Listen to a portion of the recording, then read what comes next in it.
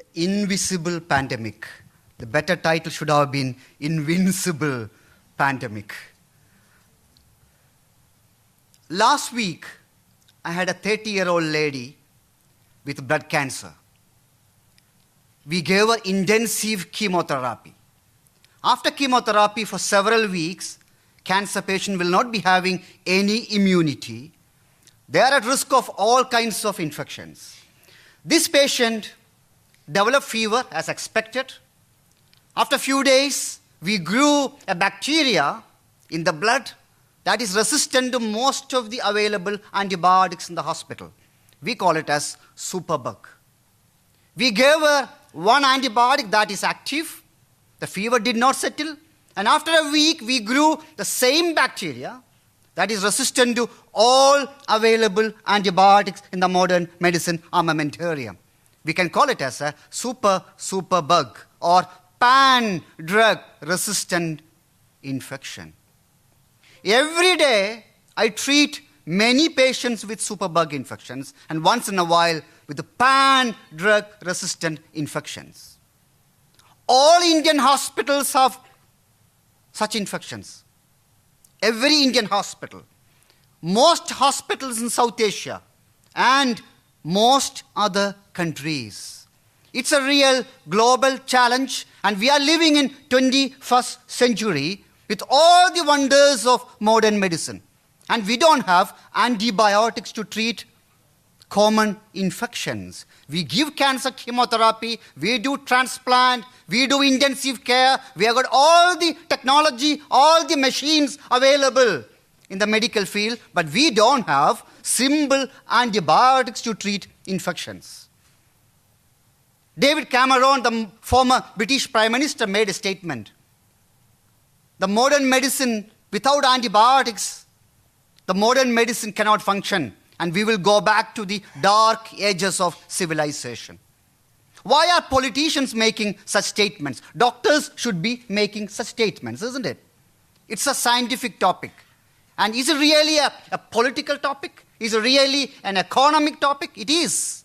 Antimicrobial resistance. So what is antimicrobial resistance? Antibiotic resistance means antibiotics can't kill the bacteria. Anti-TB drug resistance means TB drugs are not active against TB bacteria. HIV drug resistance means HIV drugs are not active against HIV virus. Anti-malarial drug resistance is drugs are not working against malaria. So all these infections, if these anti-infectives are not active against the bug, we call it as antimicrobial. Microbe means the bug. Antimicrobial resistance. It's a big entity. As per the United Nations, antimicrobial resistance is one of the biggest challenges the world is facing today. As per the World Economy Forum, it's one of the biggest economic challenges the world is facing today. Economists are worried about, not just the doctors, policymakers are worried, politicians are worried about antimicrobial resistance because without antibiotics, the modern medicine can't function. Antibiotics are the cornerstone of modern medicine. Without modern medicine, the modern civilization cannot function. As per Lord Jim O'Neill is a former UK Treasury Secretary, one of the world-famous economists. As per Lord Jim O'Neill and his team, they published a series of topics, series of publications on antimicrobial resistance. As per Lord Jim O'Neill, the global economy will lose $100 trillion by 2050 because of antimicrobial resistance. Around the world, every year, 10 million people, that is 1 crore people will die because of antimicrobial resistance alone, every year till 2050. That's why it's not just a medical topic. It's a socio-political and economic topic. So what led us to this scenario? The most important reason, irrational antibiotic usage by medical community in hospitals and general practice. One of the important causes. And number 2, patients buy antibiotics over the counter without prescription. We call it as over-the-counter sale of antibiotic without prescription, OTC sale without prescription. And then, the most important, Antibiotics are used as growth promoters in poultry industry, cattle farming, fish farming. Do you know that 70% of the antibiotics manufactured by the global pharmaceutical industry are used for growth promotional usage in animals? Growth promotional usage means not to treat infection, not to prevent infection. You give antibiotics to animals. You mix antibiotics in animal feed and feed it to animals, they grow fat and fast. And 70% of the antibiotic manufactured in the world are used purely for growth promotional usage. One of the most popular antibiotic is called as colistin, and colistin is the antibiotic we use in hospital to treat superbug infection. That colistin is mixed in animal feed and fed to chicken, fish, pig, cattle across the world. So it's not just because doctors are overusing antibiotic, it's because patients are buying antibiotic without prescription and veterinarians and farmers are misusing antibiotics. One end, we create the superbug for misuse of antibiotics in animals and humans. On the other end, the lack of sanitation, lack of cleanliness in hospitals spread these superbugs from patient to patient, from surface to patient, doctor to patient. That's how the bacteria superbugs spread in hospitals. And lack of sanitation in the community spread these superbugs in water, river, pond, and everywhere.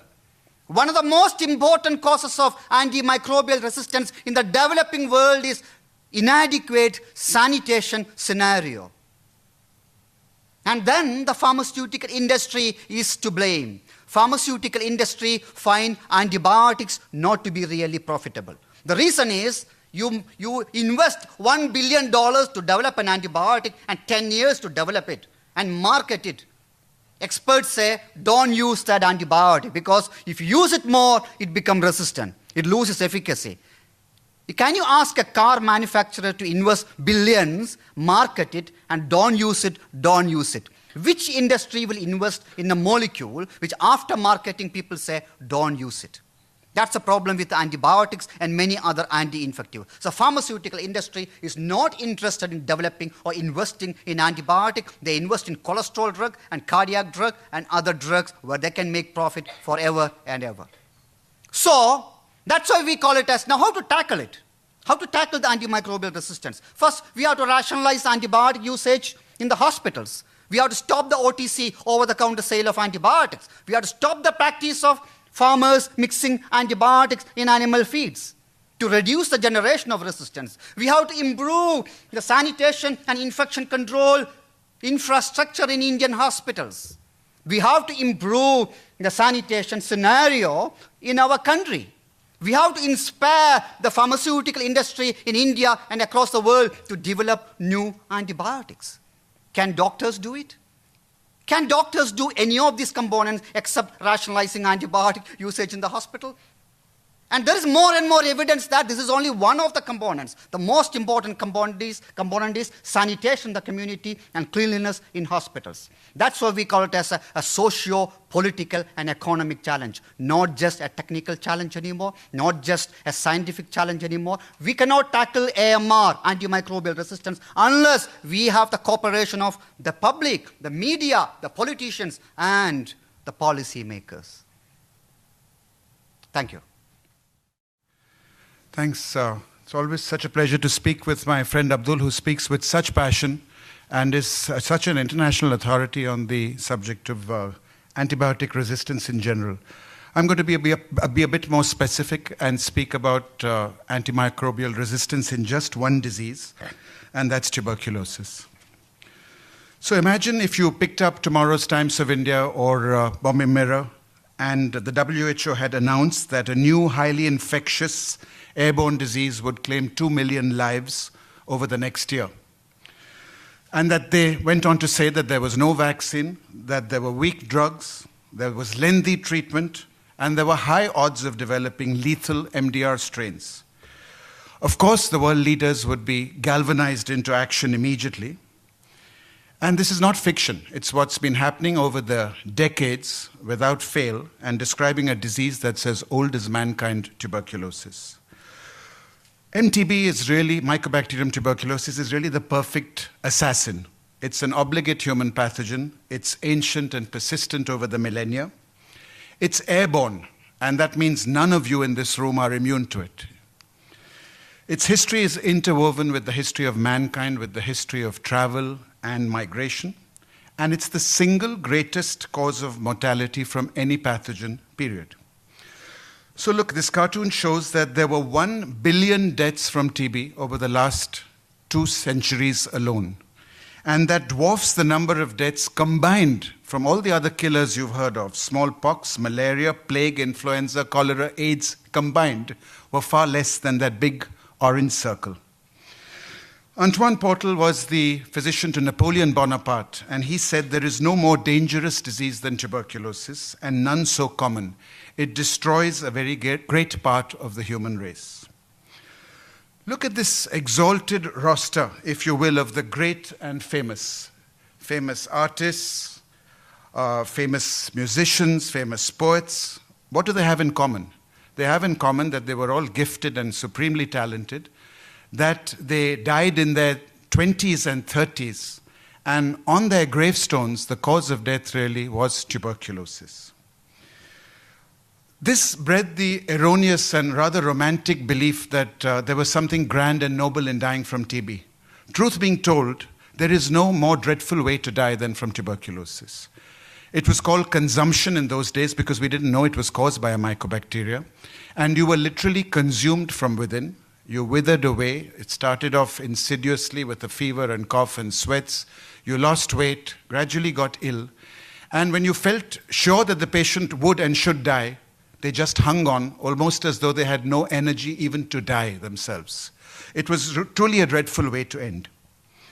In fact, at one stage, 1 out of 4 deaths in the developed world, we're talking of Europe and America, were TB deaths. That's a staggering figure. 25% of people in the 1800s died of tuberculosis.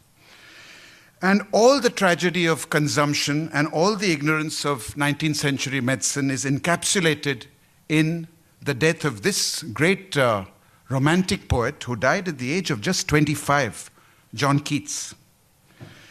I'm not sure if you know, but he was a medical student and a doctor at Guy's Hospital before he died, and that is Guy's Hospital, up there in the early 1800s, and that is a statue to John Keats which stands to this day. And look at the treatment that medicine at the time could offer him, medicine which almost certainly must have added to his hasty demise. But that was all we had, and that is a true prescription.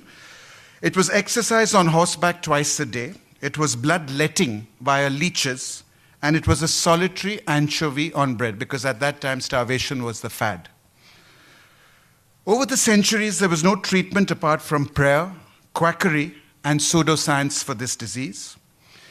And the author of Sherlock Holmes said, as his wife lay dying of this disease, "What an infernal microbe it is. Surely science will find some way of destroying it."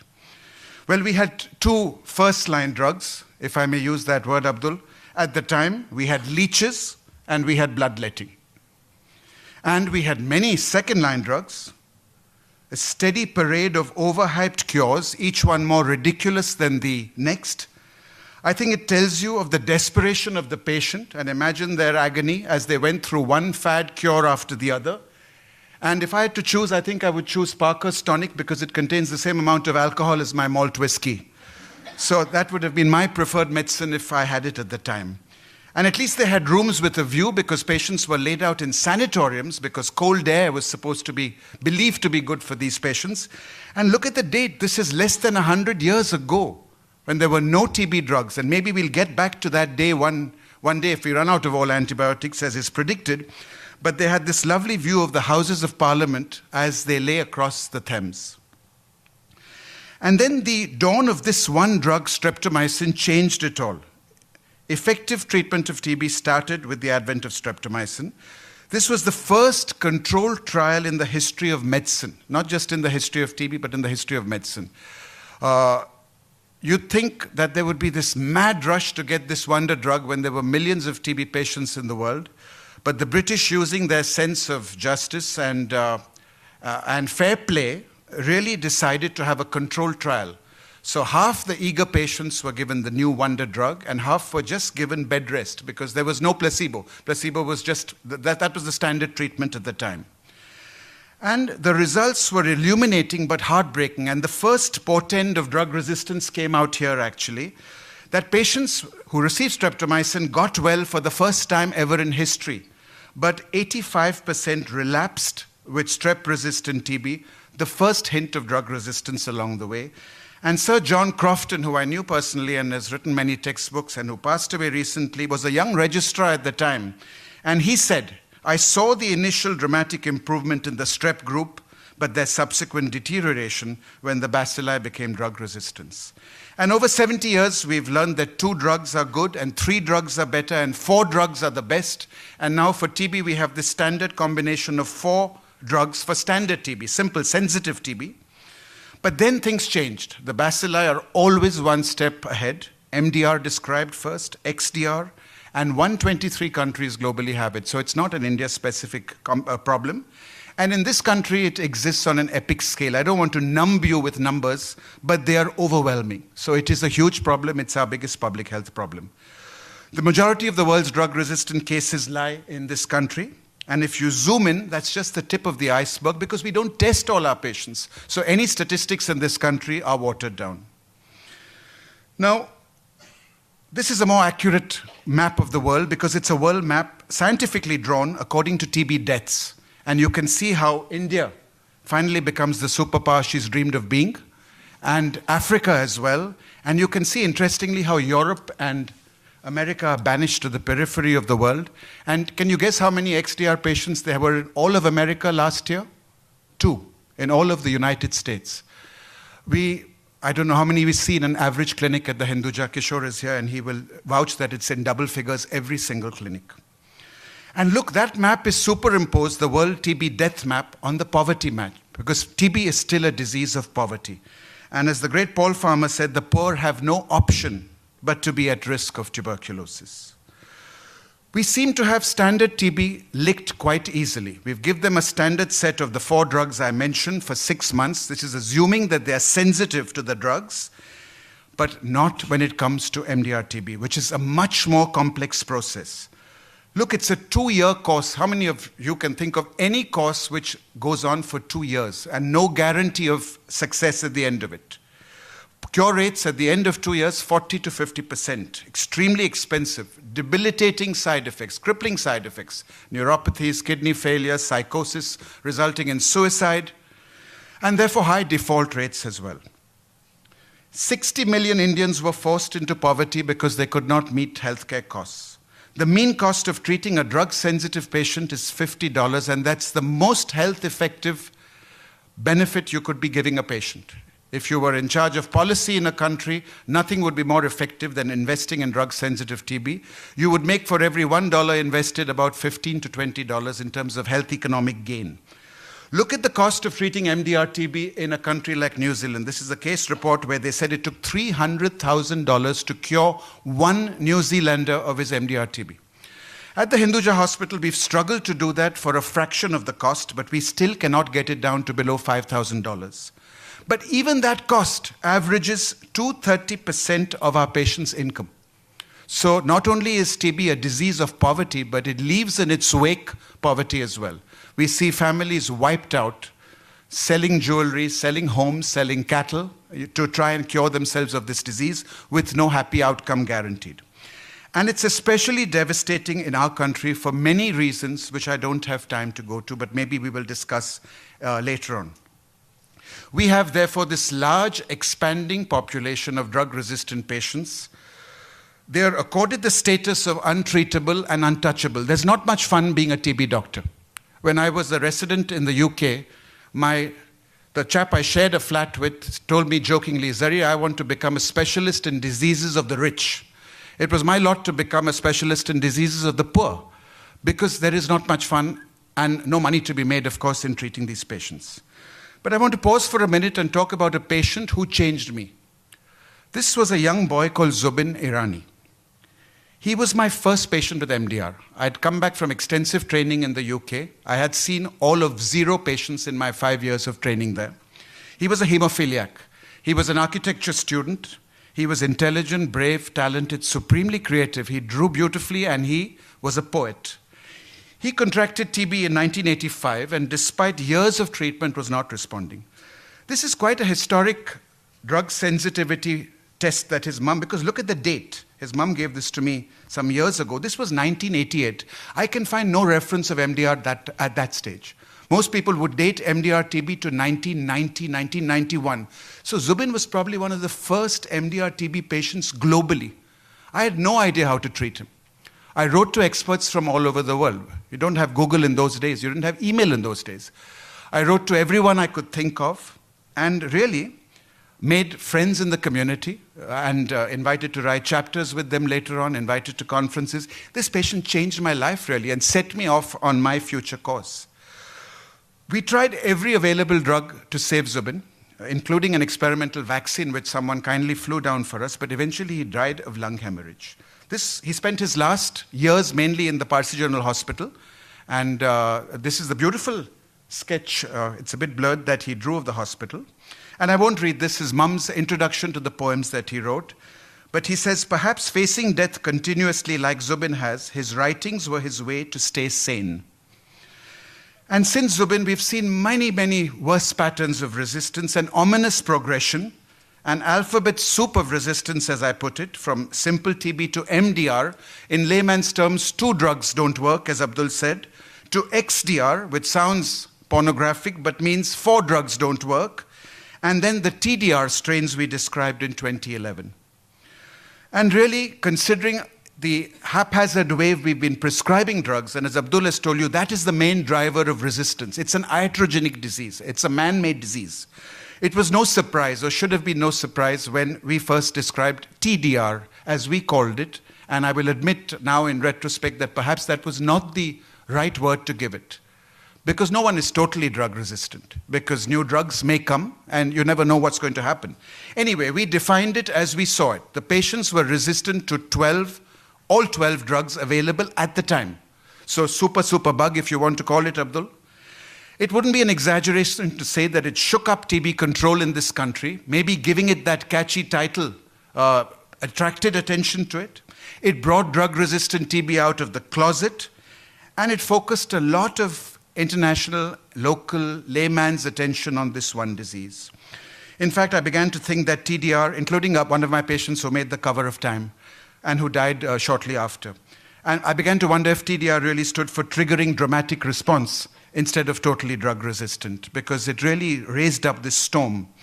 I don't have time to go into details, but this is the prototype of the patients we described in that article. A 37-year-old lady from Dharavi. So your ears should pick up at that stage. It's Asia's largest slum with this unimaginable population density. And think of it, we have airborne diseases which spread wildly there. So it's not an exaggeration to say that we're sitting on an epidemic. She'd had TB for 5 years. She'd consulted multiple doctors, received multiple drugs, more than 60 months. What's more soul-destroying than taking more than 60 months? You talked of, I put up my hand when they said, how many of you have not finished 1 week of antibiotics? This is 60 months. And then when things go wrong, we blame the patient. We say, oh, you're a treatment failure. That is medical euphemism for a patient who doesn't get better. We put the blame on the patient. We say, you are a treatment failure, without wondering why the patient has failed. She'd flitted between government and private and government, crisscrossing the 2 circuits, taken every possible drug, multiple doctors, every possible drug, never a sensitivity test, and that was what we labeled her, with reason, totally drug resistant. You can see the drugs on one side, and you can see the red resistance that she was to each and every available drug. She died after a surgery, and really, if I was an evil dictator wanting to create an epidemic of TB in this country, drug resistance, I would do what we're doing in our country. You would create a social and economic climate of poverty and inequity. You'd subject TB patients to squalid, overcrowding living conditions. Think Bombay, 50% of Bombay is slumland. Patients have no permanent abode. You'd provide inadequate treatment and erratic treatment, as Abdul told you, that's a guarantor of drug resistance. And then we're not even speaking about adding HIV to this cauldron, which makes it all that much more difficult. How did we get here? The Indian MDR TB patient is trapped between the vortices, the twin vortices of two competing systems. There is the private sector, and although I'm part of it, I have to admit it's often exploitative and unregulated. I have to admit that. And we have the program which plods along, which has done a great job, the government program, of treating the standard drug-sensitive patients, but has let down the MDR TB patients in a big way, and in many ways may actually be amplifying resistance. So a patient like this villager who came to see me, and when you look at him, you know that he's too late to help, isn't it? He's too far gone, basically. Even if there was a wonder drug, we would not have been able to get him right. But he has the Faustian choice of either going private or public. So if he goes private, he encounters this huge, unengaged, unregulated, exploitative sector. 80% of healthcare in this country is private. Why is that? It must be a reflection on what the public sector is like. If patients choose, even the poor ones, choose to go private. Private sector doctors outnumber public doctors, 13-1. We have a whole host of alternative faiths. Ayush means Ayurveds, Unani, homeopathic, all competing for your patient's attention. And patient shopping is a wonderful Indian trait. They will go from doctor to doctor and then not listen to any of them. Most of the private doctors, including the homeopaths, are happy to take on the patient initially, worsen him with a bad prescription, and then leave the baby to the rest of us. This is the signpost of one such doctor. I think he means physician and surgeon, but he says physical and surging, and at least he's dynamic, and he's got degrees that the Royal College of Physicians would not approve of. The patients then end up, this is the scene outside my passage. My door is somewhere here. If you want the highest incidence of TB germs around you, I think it is the corridor outside my room at the Hinduja Hospital. Some of you have been, some of you work there. Public sector is partly to blame. We have chronically underinvested in health, haven't we? Less than 1% GDP, always. And the program is an underperforming, underfunded, and extremely stretched program. You have no idea of the number of patients who visit DOTS clinic across the country. The staff is poorly paid, they're stretched, bureaucracy, drugs are substandard, all contributing to its poor perception. And this looks like a tortuous Venn diagram, but it's the path that 100 patients take as they flit from doctor to doctor, private to public, chemist to public, and it's a complicated graph and maze which these authors have published in PLOS ONE recently.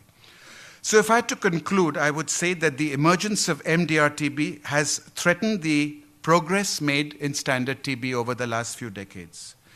And look, when we talk about standard TB, we happily say 6 months is short course chemotherapy. Since when did 6 months become short course? That we are happy with that. It exceeds the treatment duration of most other infectious diseases I know. Cure rates of 40% in XDR-TB. When did they become acceptable? We're almost happy when we cure a patient, but that is the success rate. They replicate actually pre-chemo cure rates. Not everyone died of TB. People survived with immunity and just lingered on sometimes. Every patient is worth fighting for is my personal philosophy, regardless of their pattern, whether it shows resistance to 10, 12 or more drugs. Sadly, however, a disease can only be treated with the drugs available. Abdul mentioned colistin as the last resort antibiotic in general infections. And every day at the Hinduja ICU, we see patients who are resistant to every antibiotic, including colistin. Those days are here. This is not an alarmist call, it's a wake-up call. We need new drugs for the therapeutically destitute patient. We need new regimes, and we need them now. If I was an activist, I would be saying that. Until then, as you've heard, responsible use of our existing resources will safeguard the emergence of resistance. And just a few weeks ago, there is always hope. So again, wrong to say anyone is totally drug resistant. This came out in every single major newspaper, from the New York Times to the Times of India to the Wall Street Journal.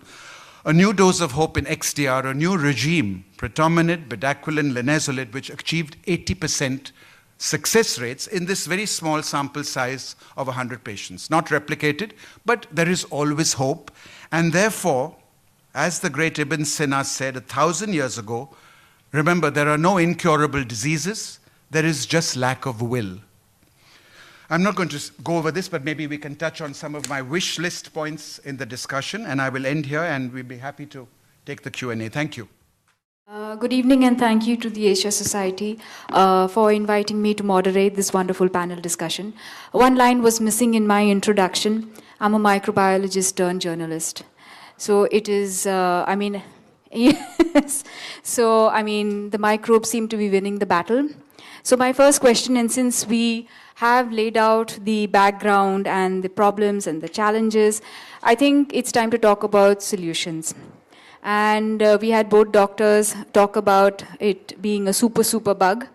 So maybe we need a super hero to fight the super bug, right? So, when you have Superman, there's a super villain. So who do you think here can be the super hero? Do we need someone from Bollywood, maybe a TB survivor from Bollywood to kind of become a role model? Because, and I think that instead of having a Bollywood person, a Bollywood survivor as a superstar, I think you have your own survivors in the audience who can be made into superstars. So Dr. Zarir, if you have your... No, she's not come, sorry. But there is a woman who on whose paper I always write Superwoman. She comes to me from Indore. She got MDR TB in the brain, which is the worst possible site to have it in.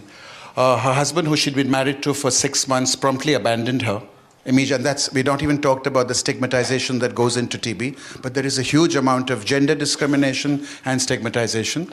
And her brother took over the reins, and he said he might try and be here, but unfortunately he's not. So they are the superheroes, really, the people who've gone through this arduous 2-year regime, and which would make any mortal fold up and come out on top.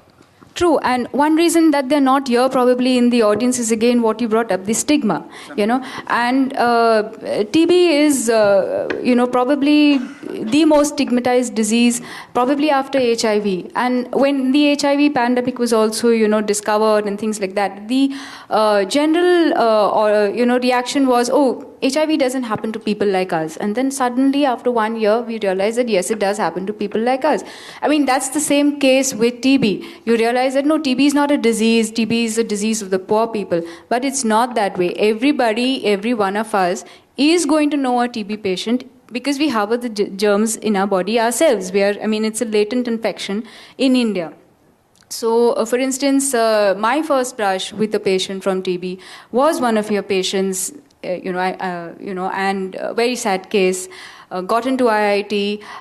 My son happened to be in the 10th standard that time. He was studying for the 12th at the same time, and my son was going to his mother for tuitions, and we were shocked. The boy got into IIT, and then, we heard 2 months later that he passed away. So, TB is, and how did he catch it?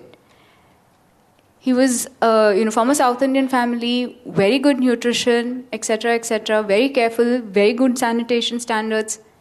He picked it up probably from his driver. So it's wrong to say that, we are insulated from these kind of diseases. Dr. Abdul, you were part of the Chennai Declaration. It was launched in 2013. 2017, we have the national policy of AMR that has been released.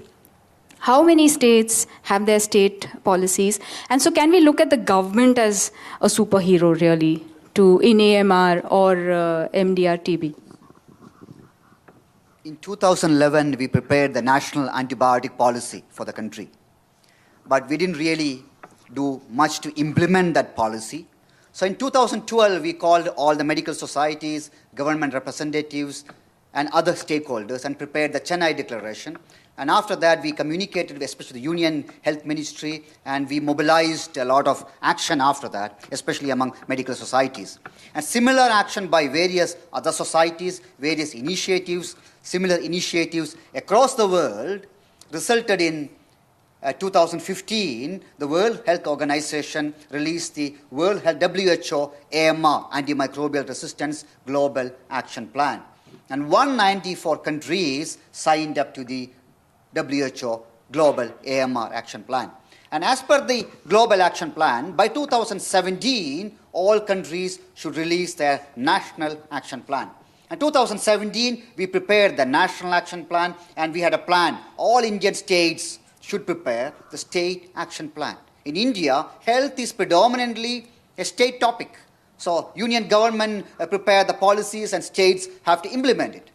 Till today, only 2 states have released state action plan. 2 years, 2017, 2019. Now today India has 28 states and 9 union territories. Out of it, only 2 released the state action plan, Kerala last year and Madhya Pradesh 2 weeks ago. What happened to other states? We have come a long way at national level and global level, but very limited success. India is a country with 1.3 billion population, 1 million doctors, 500,000 pharmacies, 75,000 hospitals, and so many states. Socio-economic disparity, sanitation issue, political issues. States are ruled by different political parties than the center. It's a very, very complicated scenario. We have reached only very limited success in implementing India's National Action Plan. So the answer probably does not lie with the government. The government has failed to be the hero or the superhero that it should be. So maybe from the audience, before I go around asking questions here from the audience, I saw someone raising their hand. Would anyone want to throw in their solutions? What could be their solutions? Can we have mics, please?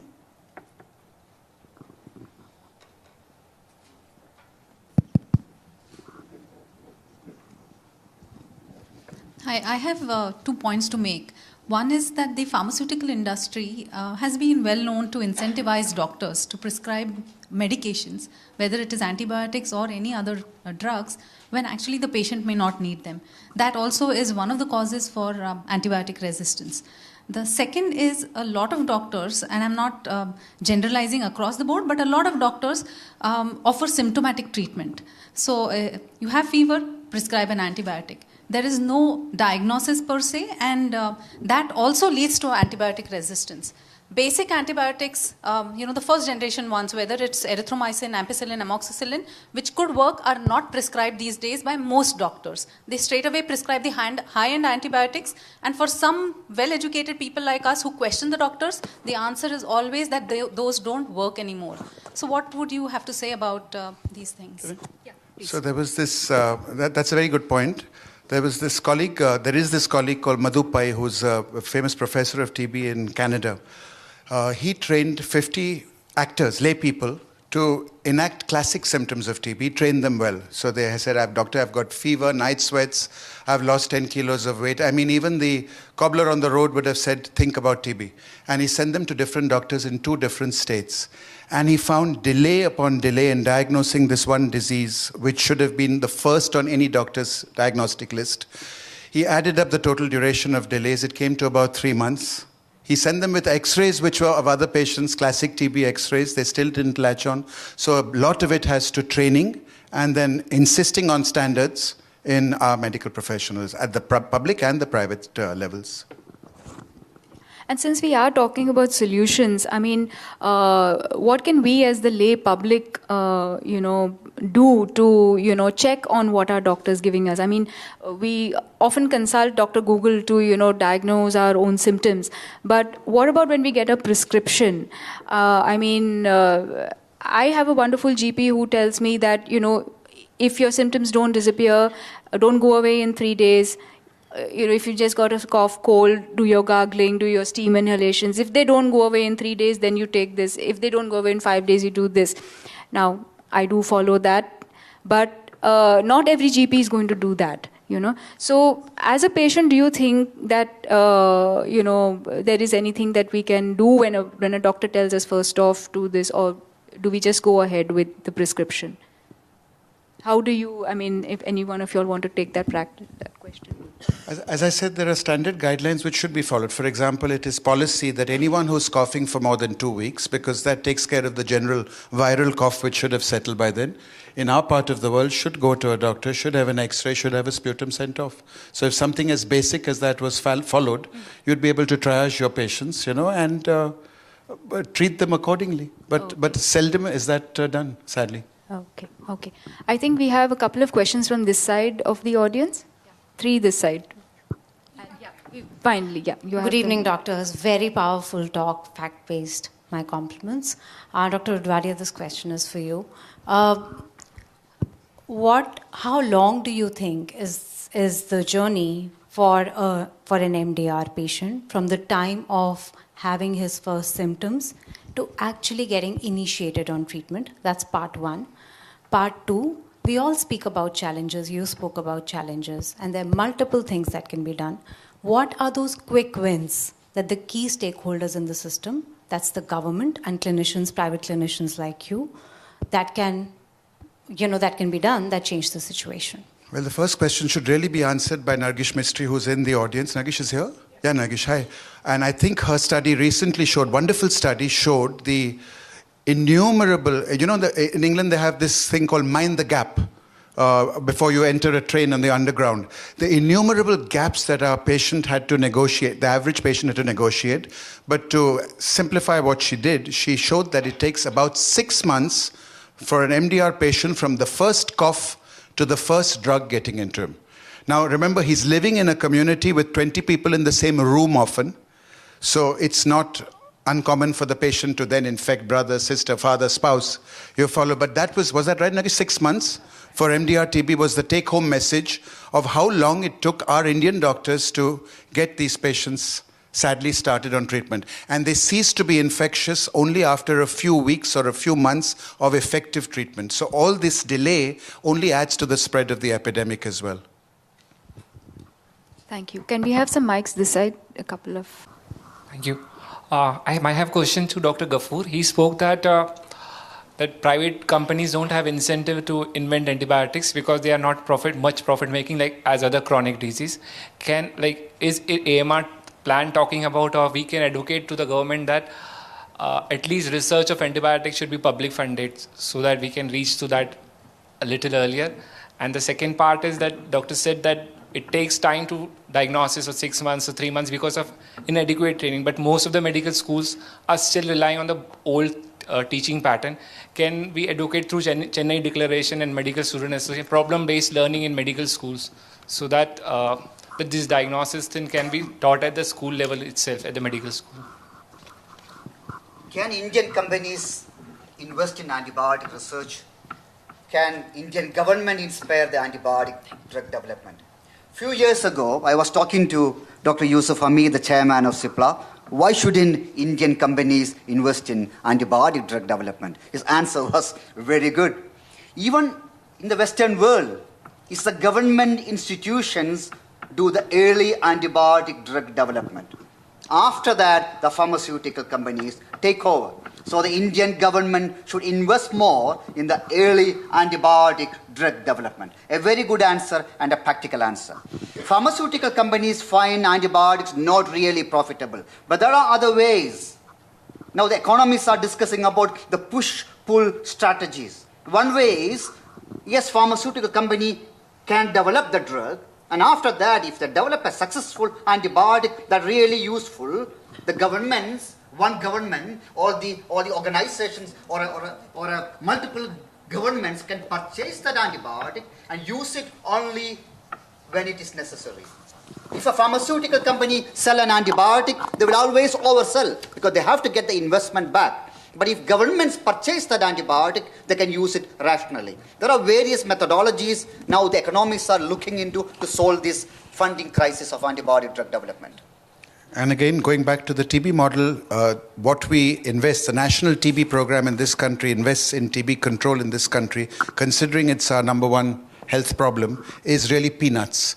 We fall short by about $1.5 billion every year. We need that level of investment more if we want to make this program a well-functioning, efficient program.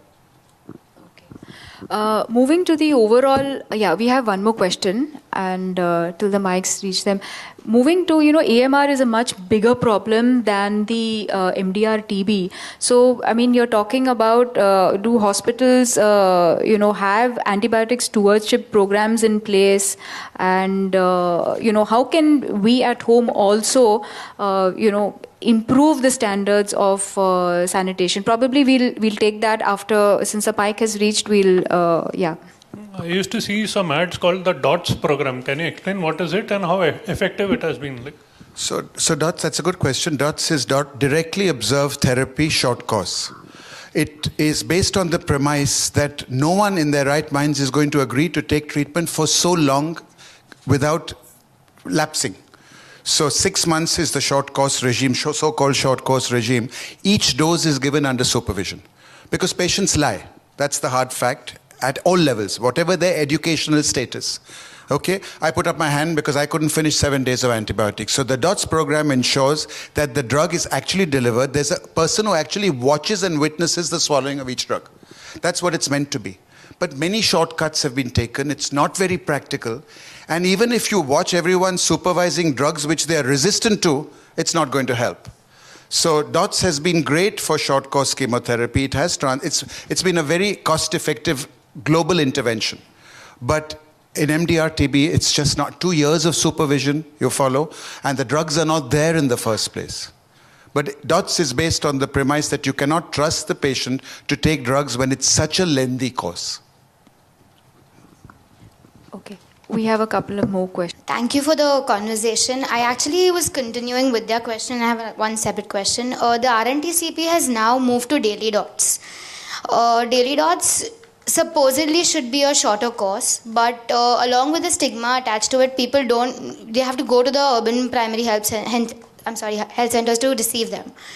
People, because of the stigma, don't go to them. So what behavioral change communication is required in order to, incentivize people to move towards daily DOTS? And how would we ensure that the daily DOTS, from the very beginning, how do we ensure that the person is not drug resistant to the daily DOTS? That's my first question. Let me do one at a time, otherwise I forget. Sure. Yeah. So the concept of DOTS can be very alienating for some people. In the West, they consider it almost an infringement of patient autonomy. You can understand why a lady, for example, would be a bit hesitant, Indian lady, to go into a center which prominently says DOTS TB center because of the stigmatization attached to it. So we are moving to more sophisticated forms of DOTS. There is something called video DOTS where you can supervise long distance. A trusted house relative is allowed to administer the DOTS. So DOTS has to be more flexible. It was too rigid initially.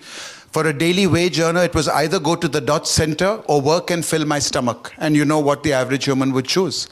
So DOTS is not a guarantor of compliance, and it has to be made more adaptable to the patient. And my second question was, the Prime Minister just said that he wants to eradicate TB by 2025. Do you think it is reasonable in practice, practical? So initially his comments used to amuse me, but now they anger me. Because the global community has said 2030, but our exalted Prime Minister has said 2025. Okay, that is just, in simple words, not going to happen. That's fantasy. Can I just make a comment on that, sir? Sure. Why can't we take it in a different perspective? Now, Prime Minister wants us to eradicate TB by 2025. As a big TB expert, what do you want the Prime Minister to do to help you to eradicate TB? Well, I can see which side of the political fence we're both on, Abdul. But I'll tell you what. We talked about one thing already. We talked about budgeting, for example. So you have to put your money where your talk is, right? As they say in the Western movies. Our budget is derisory in terms of what it gives patients. There is this wonderful new test called the Gene Expert test. A Gene Expert test within 6 hours would be able to tell me if any of you in this room had MDR TB. In the old days, that took 6 to 8 weeks. So it's a game changer by any stretch of description. Yet there are no more than about a few thousand Gene Expert machines across the country. They should be as common as the bank teller cash dolouts. So a lot more has to be done in terms of political will, in terms of investment. Those are the big intangibles. Then, of course, remember that antibiotic resistance that TB control in the West, when did it start to improve? Before any drugs, but with general improvement after the Industrial Revolution in hygienic standards. We are not a very hygienic society. That goes without saying. We are not Singapore. And until the basic level of hygiene changes, that won't happen. We have the largest diabetic population in the world, and diabetes and TB are twin bedfellows. So considering the dynamics of all this, I'm being practical, not pessimistic, when I say that things are unlikely to change. We're 2020 already, so in 5 years, the kind of TB problem that we have is just not going to be eradicated, sadly. I want to come back to my same question. Yes. In which, what are those quick things? We know, seeking active, physician shopping, setting up LPA, clinical conviction. They're all practical gaps that exist, and there are no quick wins. So if there has to be some small, we can't be choosers, but if we have to really choose and identify those quick interventions to make a meaningful difference in the next 2-3 years, what would that be? I think you've named most of them, really. We've talked about quick diagnostics and availability. We've talked about budgeting and the needs. We've talked about training for doctors. We've talked about enforcing prescriptions as per guidelines, which would prevent the spread of resistance. We've not talked about accessibility to drugs. Patients of mine, there was a patient of mine who sued the High Court because the government would not give her this wonder drug called bedaquiline. Now imagine having a drug in front of your nose which would save your life, but the government said, no, we can't give it to you because of bureaucracy. She was from the wrong state, etc., etc. Her state was so backward that they didn't have the drug anywhere. Her father was a government employee. He sued, it's known as the Patna case. A great lawyer called Kapil Grover took it on pro bono. And argued that she should be given the drug, at which point the government said, the TB hospital said, we're not giving it, go to Dr. Udvadia and have it under his supervision. So this poor girl moved to New Bombay, where she rented a flat, and she came to take the drug under my supervision. She got cured of her TB, she became culture negative, but the delay resulted in her ending up on oxygen, and eventually she died about a month ago, although she had become culture negative. So the drug given at that time would have saved her. So new drugs are available. We talked about these wonder regimes. They will percolate very, very slowly in the country which most needs them. The company which makes bedaquiline has its factories in India, but you can't get the bedaquiline here for love of money. So it's government policy as well. You follow? Yes, prescribing antibiotics responsibly, but at the same time not putting your hand up in a desperate patient not giving the antibiotic they deserve. Okay. So Dr. Ghafoor, would you say that the Swachh Bharat campaign is a quick fix for the AMR policy to achieve low rates of antibiotic resistance, because it definitely is leading us to better sanitation and therefore less infection and therefore less antibiotic use? We all thought irrational antibiotic usage, if we control it, we can bring down the resistance level. There's no doubt that antibiotic usage creates resistance. But a country like India has got very high levels of superbugs. If you want to control the superbug spread, the most important aspect is not rational antibiotic usage, it's improvement in the sanitation in the community and cleanliness of Indian hospitals. And people like me, the so-called expert like me, I have lost my belief in antibiotic stewardship. In 2013, we brought out a rule to control the over-the-counter sale of antibiotics, H1 rule, still not implemented across the country because we are not raising enough noise to get it implemented because we lost interest. In my opinion, the most important thing is sanitation. So in a country like India, the National AMR Action Plan must be rewritten and include Swachh Bharat Abhiyan as the most important component of controlling AMR in the country. Our concept of controlling antibiotic usage by proper usage of antibiotics is not right. We should change that to cleanliness in the hospital and sanitation in the community. And how can we improve the sanitation? We need better infrastructure, better funding. A recent study, if you use the antibiotic usage in India, Europe and America, The per capita antibiotic usage is lower in India than US and Europe. But antibiotic resistance is highest in India. In fact, it's just the opposite.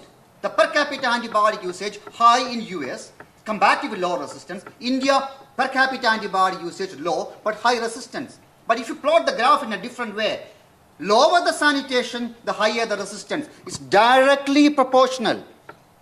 So, antimicrobial resistance, if you want to control, it is the sanitation. And how can we improve the sanitation? By better governance, lack of corruption, better infrastructure, and what we need is funding. Again, if you want to control the TB, raise noise.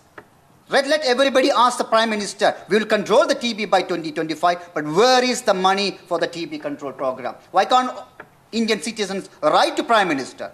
We need fund to realize your big dream.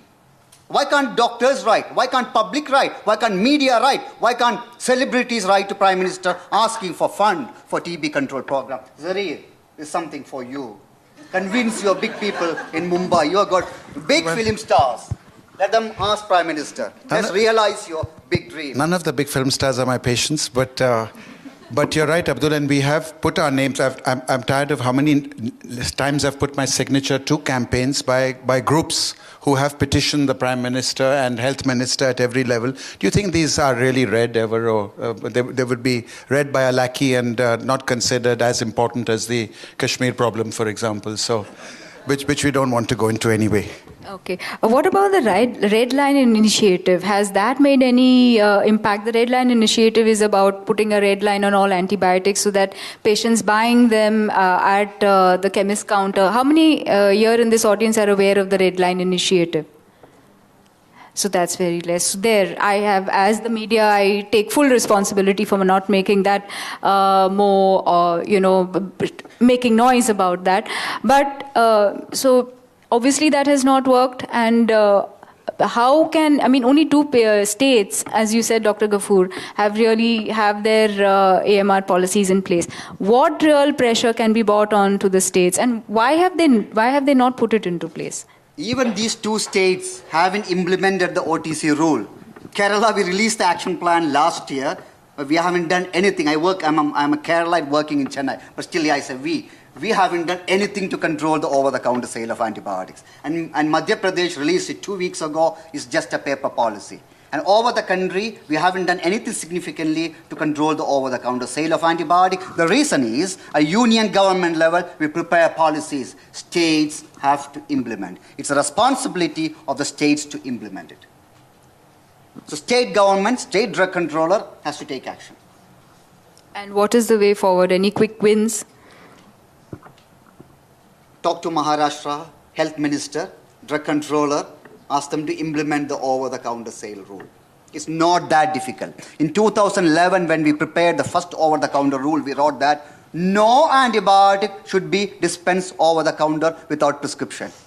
And we withdrew that policy immediately. It's not possible in a country like India. In Indian villages, many villages are not doctors. So how can we write a policy that you can't dispense antibiotic without prescription? We realized our mistake immediately. Then in 2013, we rewrote the policy and we included 24 antibiotics only. Still, the first line antibiotics can be bought over the counter without prescription. It's just the second and third line. It's easy to implement if we have the will. Again, it's the will that matters. Thank you, Dr. Ghafoor. Moving back to Dr. Zarir, I had interviewed you in November 2016, and at that time you had said, we were talking about India's tryst with TB, and you said India's case with TB is like that of the blind man and the elephant. Do you still feel that is the case, or is there any improvement, and what more improvements would you like to see from the government? No, I said that with reference to the fact that, till the furor created by our total drug-resistant TB publication, TB was not even a notifiable disease in this country. Now that's appalling, because blind man and the elephant is we didn't know the extent of the problem. Surely you need to know, to make any policy work, first of all, what the extent of the problem is. So TB was not even notifiable. Now these days, since then, we have strict, so it's linked to your TB Aadhaar card or registry, whatever, and every TB patient mandatorily by law, and they're quite strict about this, I believe, has to be at least notified. So at least we will not be able to sweep the data under the carpet anymore and get an idea of the extent of the problem. Yeah, I think we have quite a few questions from the audience. If a person in a family has TB, is there any form of prophylaxis you can sort of advise his relatives and people living in that family to follow? So that's a very good point.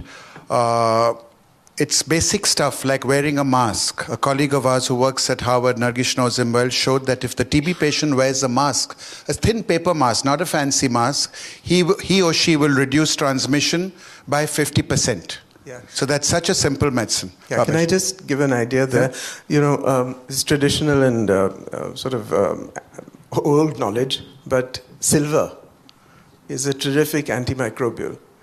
And we've used, I used to be in Tata Chemicals, and we made a water filter of burnt rice husk, but we had to put some nano silver particles in that to remove the bacteria completely. So we brought it down to sort of 99.9% pure by using nano silver. I had come across technologies which people working on universities abroad where you can have a cream with nano silver in it and you coat your nostrils with it. So when you breathe in the air, it's purified. So you need innovative technologies like these again. So there are levels of masks, varying efficacies. Some of them are coated with special antimicrobacterial material. A simple measure like letting the sun in, letting the ventilation in. Our houses are so bad, our slums, our chawls are so badly ventilated. So it's little things like that which can help. And yes, there is preventive treatment you can offer, which is mandatory for kids. Kids are exquisitely prone to tuberculosis. Very, very prone to TB. So if the mother has TB, it's almost a given that the kid below the age of 5 will get it. And such kids should get prophylactic treatment as well. Hello, good evening. Hi, so I'm a medical student and we have a couple of medical student representatives from Medical Student Association of India. So I just wanted to know, we've covered major stakeholders who contribute to antimicrobial resistance. I just wanted to know what can we as medical students do to contribute to this pandemic, and because we don't have a lot of topics on AMR, but we do cover extensively about tuberculosis and the drug resistance in our curriculum, but not on antimicrobial resistance. So just wanted a few suggestions as medical students, what can we contribute towards in the pandemic? The Indian medical curriculum doesn't give significance to antibiotic usage or antimicrobial resistance. So when the new NMC come into reality, write to the NMC and ask them to include antimicrobial resistance in every year in undergraduate and postgraduate medical curriculum. It's not your fault. It's not the fault of the medical community. In fact, in 2010, I wrote an editorial in Journal of Association of Physicians of India, an obituary on the death of antibiotic. And I criticized the Indian medical community so badly, tough words. I thought Indian medical community should be ashamed of the superbugs in the country. Today, I'm really sorry for that article. The reason is, it's not just the medical community. At that time I thought we doctors are the most important stakeholders of AMR. We are not.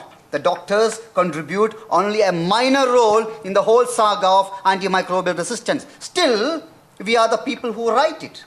So we should be aware of the antibiotics and proper usage of antibiotics. Indian medical curriculum for undergraduates and postgraduates should include detailed descriptions of antibiotic usage.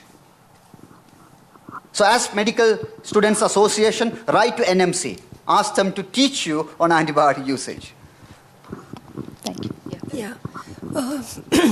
Is AMR as prevalent in other illnesses like sepsis, post-op infections, other lung infections as it is in TB? And is MRSA a problem over here, MRSA? MRSA is a problem in some centers like orthopedic centers and many Western countries. In a country like India, its other group, the gram-negative bacteria, is a major problem. MRSA belongs to the gram-positive category. It's a problem in India, but The main problem is gram-negative bacterial resistance. And if you look at the number of antibiotics available to treat MRSA, today I have at least 5 or 6 antibiotics to treat MRSA. And if you have 5 antibiotics, that bug is not a superbug, in my opinion. Where we have many resistant gram-negative superbug, where 1 antibiotic is available or no antibiotic is available. So in developing world, it's predominantly the gram-negative bacteria. Yeah, 1 minute. There's, yeah. Hello, sir. I'm a student at KM Hospital. So you spoke about sanitation and cleanliness in hospitals.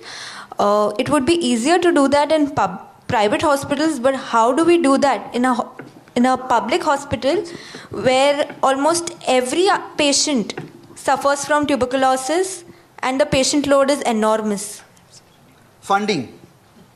So currently, as Dr. Zarir mentioned, the India 1.25% is the healthcare budget.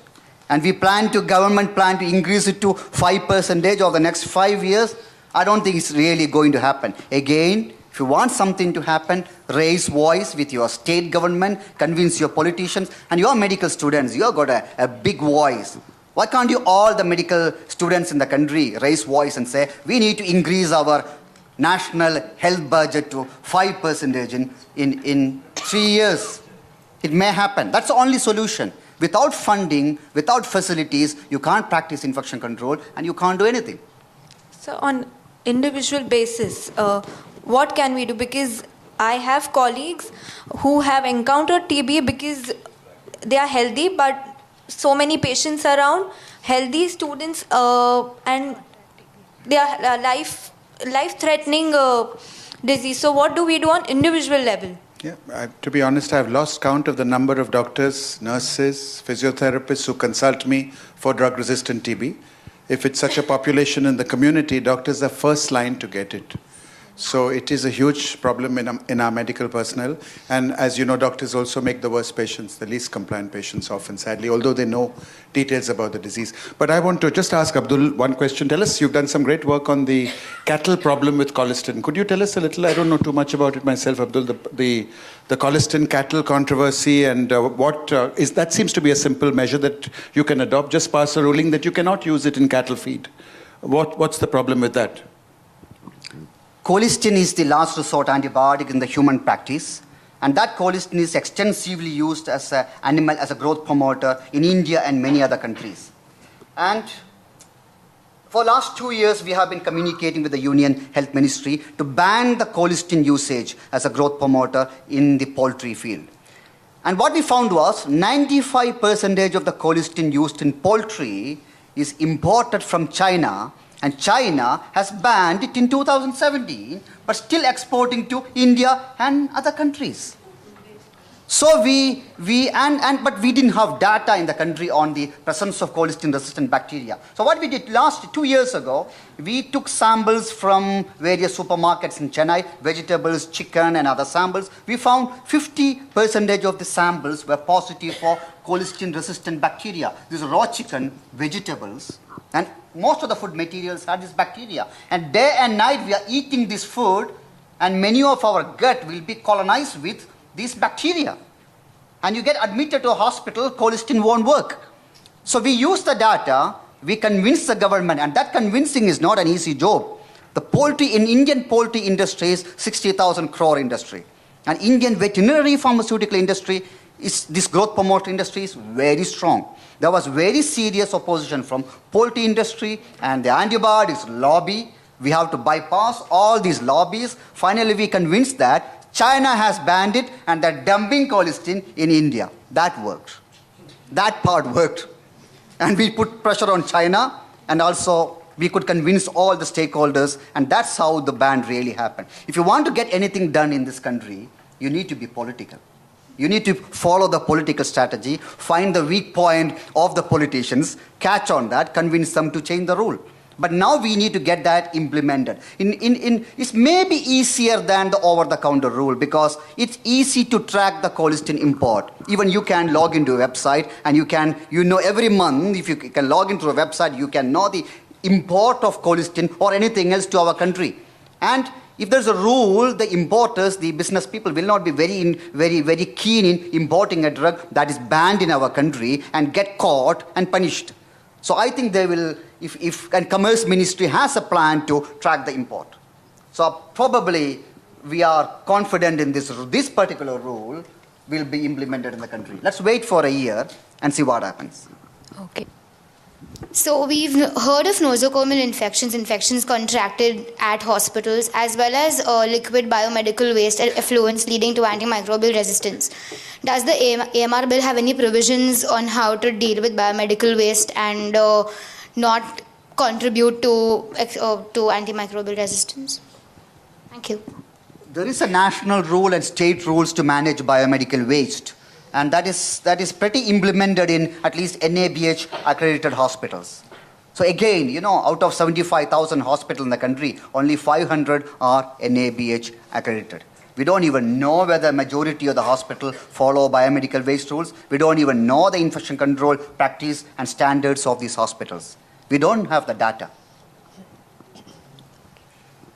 Yeah, please. It's a mix between a comment and a question.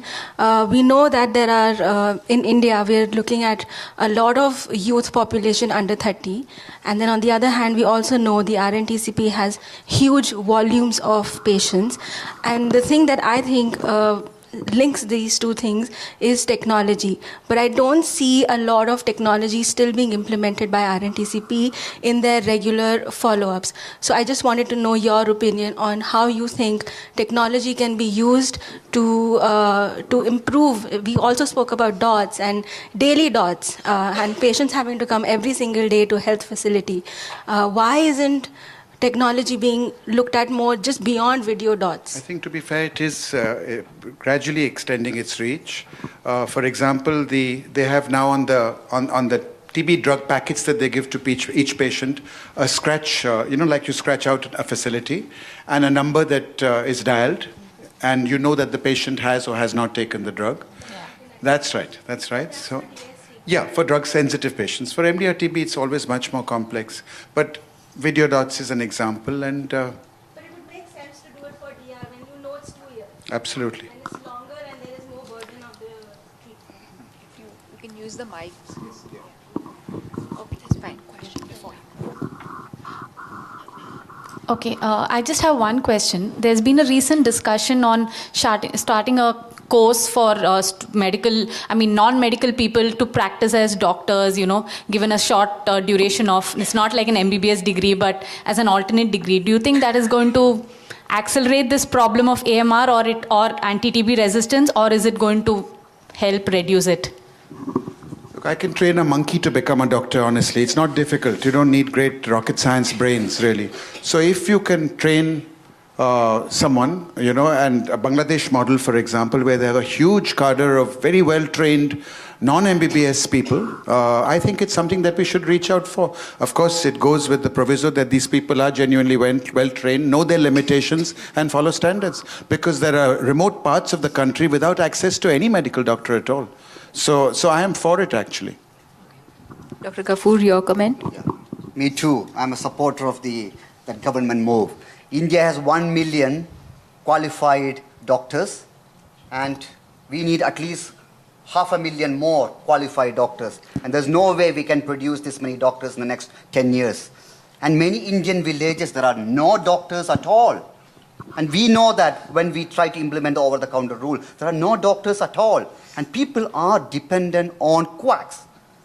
So it's better to train people with some knowledge of medicine. Give them at least 6 months. 6 months may not be enough, but at least 6 months, and let them practice some kind of logistic medicine. And it's one way it's better to make them semi-qualified, because we can regulate what they prescribe. Otherwise, they will prescribe including meropenem or any kind of drug. Now we know what they are supposed to prescribe, so it's better to regulate the semi-quacks rather than letting them loose all the way. Good point, yeah. Hi, sirs. So just to add to your point, I would also like to say that I think ethics is one of the things which is lacking nowadays.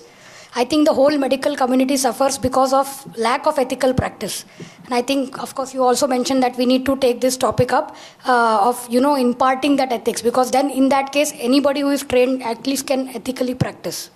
And also one question I wanted to ask you, Dr. Zarir, that in Mumbai regarding the drug-resistant TB epidemic, so most of the patients also go to private doctors, right, for treatment.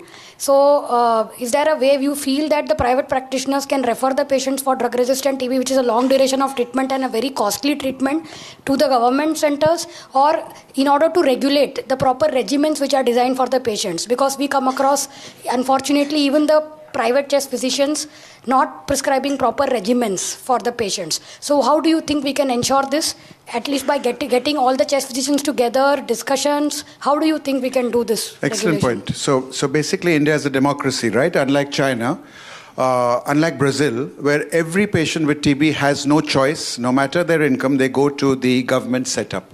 And that is one way, in a sense, it's not democratic, but it's one way of preventing the chaos that we see.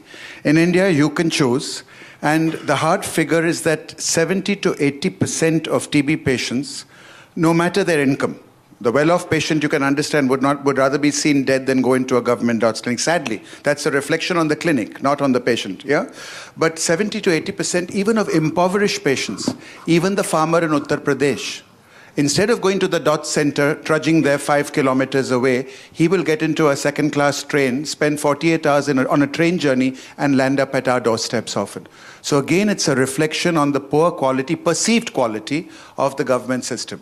And then, of course, some of them seek out the right specialists. Many of them fall into the trap of this multitude of Ayush doctors, for example, who only serve with each prescription to amplify resistance. So in the end, the patient is much worse off. Look, it takes just 2.1 treatment errors to convert a fully drug-sensitive patient to an MDR-TB patient. It's that easy.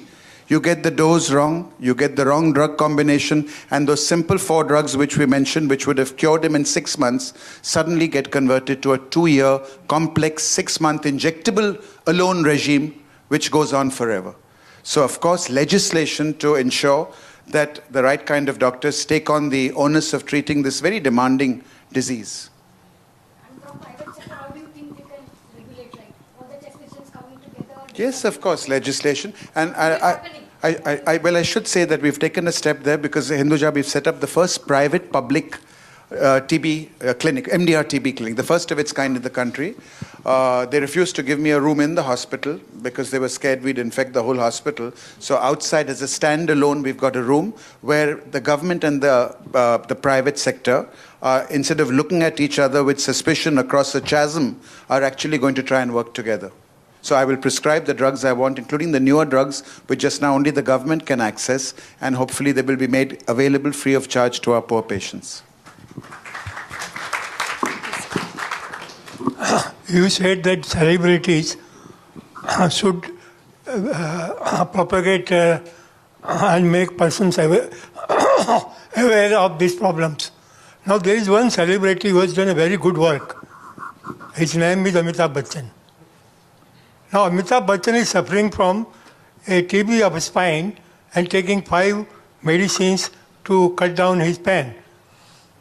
Can't he go to the Prime Minister, who is a very close friend, I think, and to do this? I think, in fact, he has been quite vocal. He's a TB ambassador, been nominated a TB ambassador.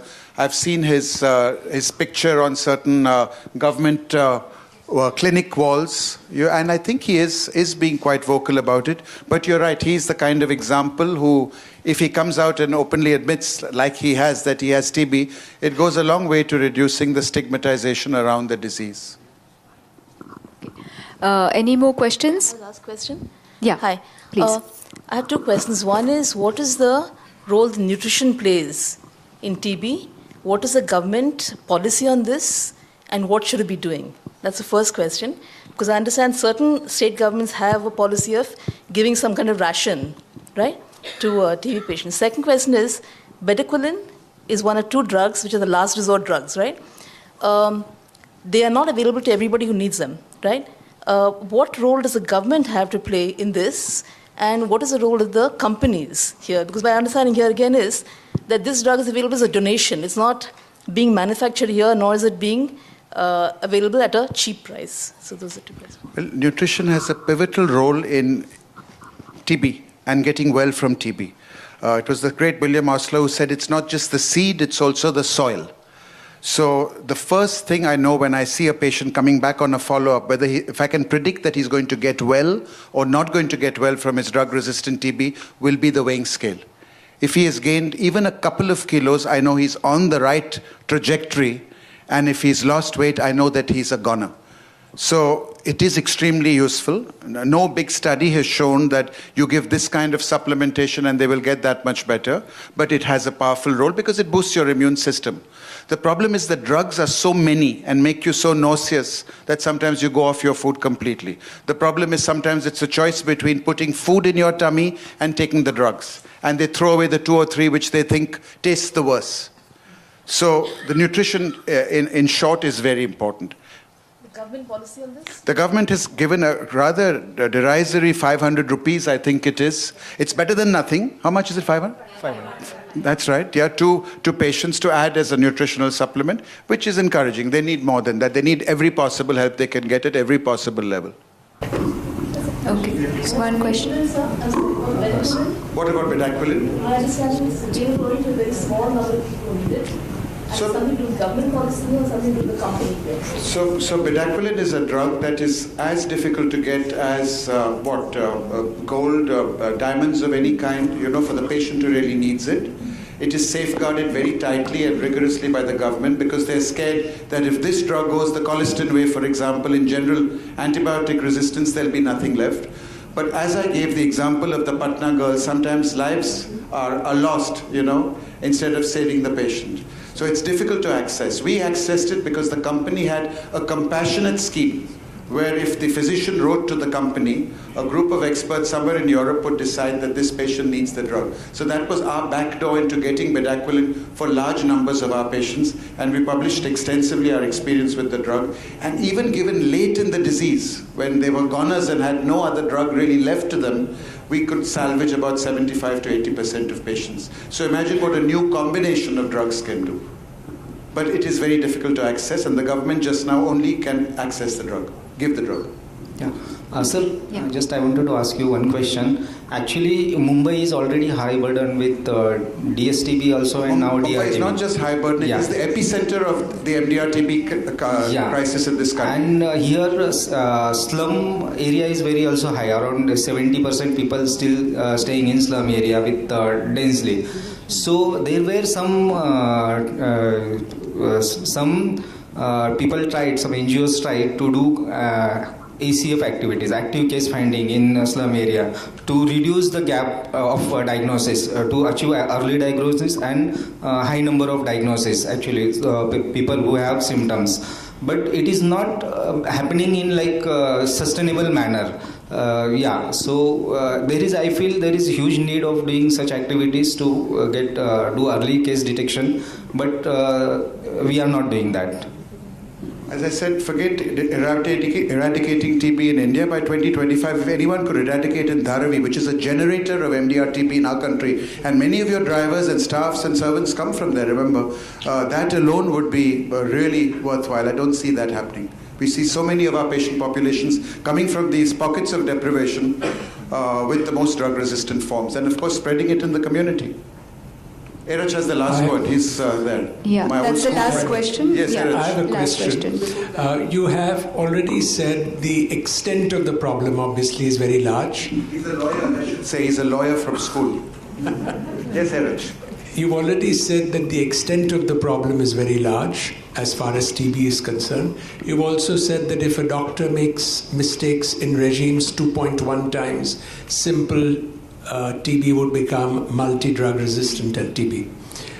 What steps can we take to ensure that every doctor, it's one disease after all, what steps can we take to ensure that every doctor, even a practicing doctor, a GP or perhaps a specialist, has to mandatorily go through a program for administration or dealing with TB patients, so the errors that a doctor makes are reduced and the number of MDR patients that automatically come to you would hopefully fall. Now, you can't mandatorily tell any patient that you have to go to a DOTS program because it's a democracy.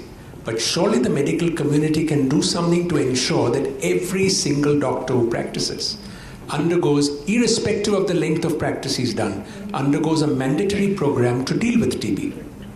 So can't something like that be done? So that's a very good point. And the tragedy is that guidelines exist. It's not as though we don't have guidelines. All the medical students here should know, because it's a standard regime, how to treat a drug-sensitive patient, how to treat an MDR, at least in a basic way, not the more complicated cases, right?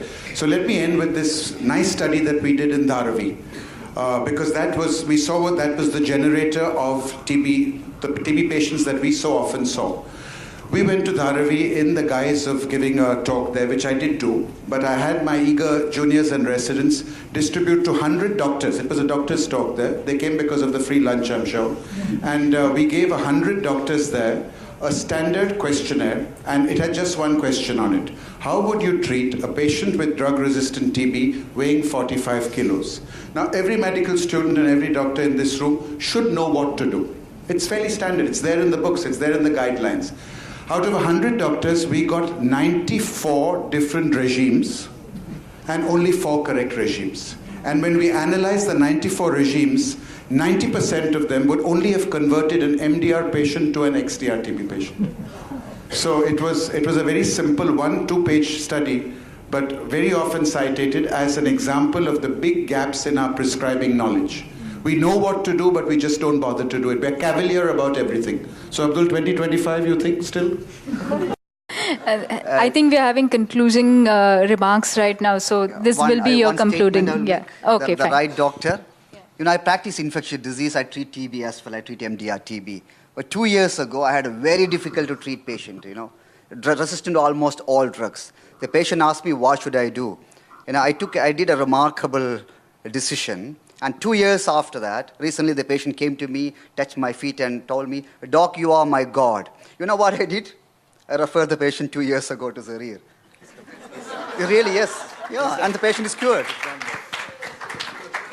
Okay, it's very, very nice to end on that positive note. So yes, the super bugs are there, but we do have superheroes like Amitabh Bachchan and Dr. Zarir and Dr. Ghafoor on our side. So let's hope that when we do this program next year, we'll have some more positive results to talk about. Thanks to the Asia Society for having us and having this topic. Thank you.